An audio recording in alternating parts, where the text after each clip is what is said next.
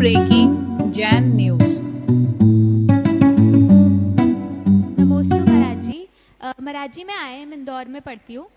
जब मैं अपने फर्स्ट ईयर में थी तब हमारे बैच में करीब 10 जैन थे, लेकिन अब मैं थर्ड ईयर में आ गई हूँ। अब मैं अकेली जैन हूँ जो अभी तक नॉनवेज नहीं खाई हूँ, जो दारू या किसी भी ऐसी चीज़ में नहीं पड़ी हूँ। बाकी सब लोग पढ़ चुके हैं और पूरे टाइम वो जो दोस्त हैं वो मतलब ऐसे दिखाते हैं कि तुम नहीं कर रही हो तो तुम कूल नहीं हो, तुम पुरानी पीढ़ी की हो, तुम तो दादी अम्मा हो। और उन सब पीयर प्रेशर में हम कैसे रहें और कैसे अपने आप को समझाएं कि नहीं, ये सब कूल नहीं है और मैं ही सही हूँ और वो ही लोग गलत हैं। तुम शुभम की बहन हो क्या? वो मेरे मामा हैं। अच्छा अच्छा, शुभम जो ये लिखा है इसमें। बहुत अच्छी बात है। सबसे पहले तो मैं चाहूंगा एक बार जोरदार करतल ध्वनि से बिटिया का अभिनंदन करें। ये जो सवाल है ये बहुत गंभीर आत्म मंथन का सवाल है। आप अपने बच्चों को उच्च शिक्षा के लिए भेजते हो,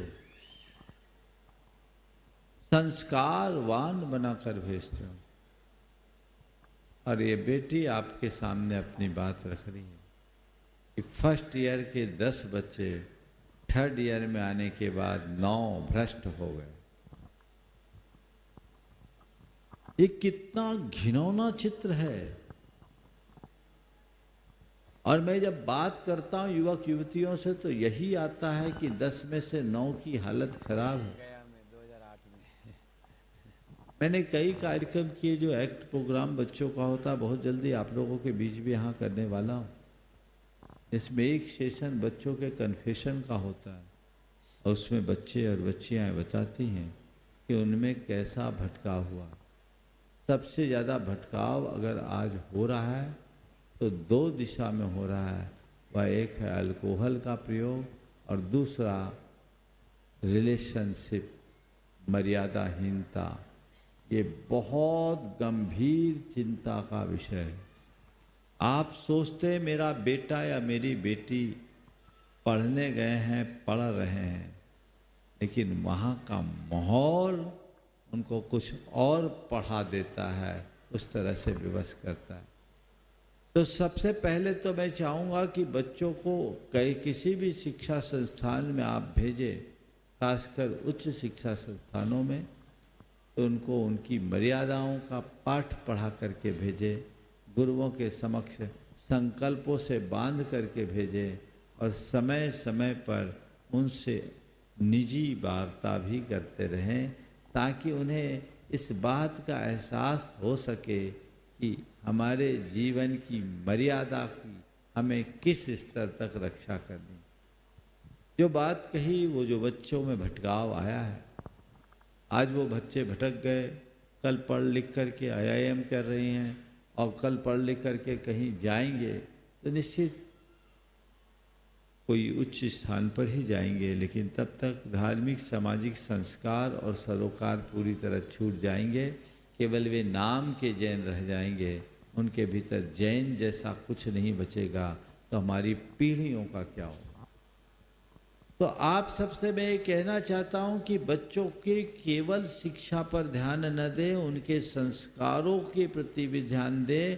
उनके हृदय में धार्मिक सामाजिक संस्कारों और सरोकारों को प्रतिष्ठापित करें। और ये तभी संभव होगा जब कम से कम 10th तक बच्चों को माँ बाप अपने साथ रखें, उन्हें सभी धार्मिक सामाजिक रीति रिवाजों का ज्ञान हो, संस्कारों का ज्ञान हो और मजबूत बने। ऊपर जाने के बाद भी उनको आप सही समय पर सही मार्गदर्शन देते रहे तो बचेंगे। तो इससे बच्चों में भटकाव रुकेगा।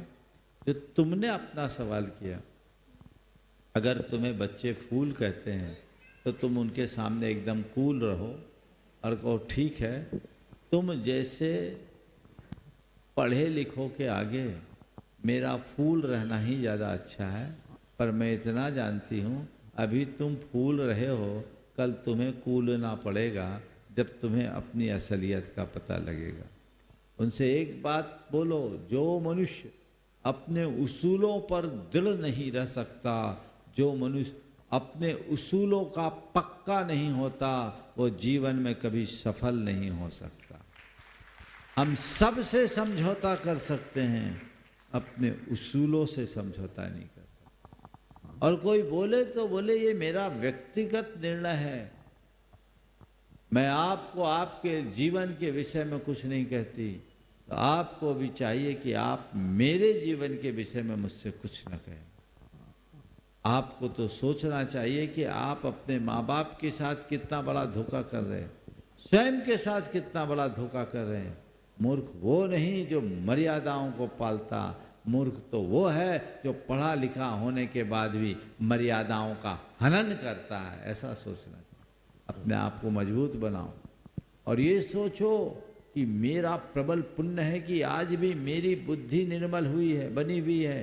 यदि मैं उनकी तरह भ्रष्ट हो जाती तो मेरा सर्वस्व नष्ट हो जाता। मेरा प्रबल पुण्य है कि आज बुद्धि सही बनी हुई है। हे भगवान, मेरी बुद्धि ऐसी ही निर्मल बनी रहे जिससे मैं अपना पथ प्रशस्त कर सकूं। ऐसा भावना। और महाराज जी, जैसे अभी जब तक मम्मी पापा के साथ रहती थी, जब तक महाराज जी लोगों को आहार भी देती थी, तो तब तक तो छोटे छोटे नियम बने रहते थे। बट अभी तो मतलब बहुत ही टाइम हो गया कि कुछ ऐसा नियम भी नहीं है। और क्योंकि मतलब IIM जैसे कॉलेज में जहाँ पे बहुत बच्चे जाना चाहते हैं और मेरा हो गया है, तो ऐसा भी नहीं है कि मैं कॉलेज छोड़ सकती हूँ। लेकिन वहाँ पर ऐसा है कि मतलब अब रात में मेस खुलती ही 8 बजे के बाद है, तो फिर भी मैंने कुछ दिन पहले अभी 9 बजे तक का नियम ले लिया कि मैं 9 बजे से पहले खा लूँगी।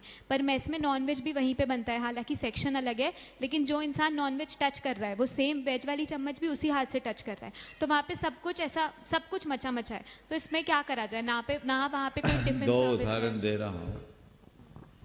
IIT BHU अपने भोपाल का एक युवक था, जैन युवक, उसके सामने ऐसी समस्या आई। उसने पहल की और जितने बेज लड़के थे उनको मिला है। सुन करके प्रसन्नता होगी कि BHU IIT BHU में पूरा एक वेज मैस चालू हो गया और चल रहा है। और वहाँ ये फैसिलिटी हो गई कि और लोगों को भी सुविधा हो। हारो मत, मजबूत बनो, लोगों को प्रेरित करो। आज भी वेज लोगों की कमी नहीं है। अगर तुम देखोगे तो जैन नॉन जैन सब में ऐसा होगा और वो प्रयास करेंगे तो ये काम हो सकता है। इसके लिए पहल करनी चाहिए, मैनेजमेंट से कहना चाहिए। और अब तो तुम सीनियर हो गए, ये काम आसानी से कर सकती हो। अपने विचारों के लोगों को जोड़ो। अगर 25, 50, 100 होते हैं तो मैनेजमेंट के साथ पूरी दृढ़ता के साथ अपनी बात रखो। ज़रूरत पड़े तो पूरा मोर्चा संभालो, निश्चित बदलाव आएगा। और ये बदलाव एक बहुत बड़ी उपलब्धि बने, समझिए। इसी तरह एक युवक जो IIT BHU से IIT कर रहा था और उस समय उसके रात्रि भोजन का त्याग था, वहाँ रात में ही खाना मिलता था। मुझसे पूछा, मैंने उससे एक सवाल किया, ये बताओ तुम जीवन भर नियम निभाने का सुकून पाना चाहते हो या तोड़ देने की कसक? महाराज मैं तो नियम निभाना चाहता हूँ। तो मैंने उसको उपाय बताया कि ऐसा करो, सुबह कुक से 4 चपाती अलग से ले लो, चना मूंग भिगो कर रख दो, माँ से कुछ ऐसा आइटम ले लो, दिन में अपना खा के खा। बोला महाराज आपने मुझे संबल दे दिया, मैं कर लूँगा। उसके 3 साल बाद जब मुझसे मिला तो उसका मारुति में सिलेक्शन हो चुका था, 4th ईयर में था। मैंने उससे पूछा तुम्हारा नियम पल गया? बोला महाराज मैंने एक टाइम खाकर अपना पूरा IIT। वो लड़का था मनीष जैन, आगरा का था। वर्तमान में वह आचार्य महाराज के आशीर्वाद से पूर्णायु और शांति धारा का संपूर्ण प्रोजेक्ट देख रहा है और ब्रह्मचारी मनीष बन गया, समझ गए। तो ऐसा नहीं है, मारुति में उसका बहुत अच्छे पैकेज के साथ सिलेक्शन भी था, सब छोड़ दिया। ऐसा नहीं है, यदि हम मजबूत होंगे तो सब कुछ हो सकता है। फिर भी मैं ये नहीं कहता कि तुम एक टाइम भोजन करो, लेकिन पहल करो। अगर सब लोग ऐसे ही कह लेंगे कि चलता है तो ऐसे ही चलता रहेगा। लेकिन दृढ़ता रखोगे तो बहुत बड़े बदलाव आ सकते हैं। पहले भी लोगों ने ऐसा किया, आज भी किया जा सकता है।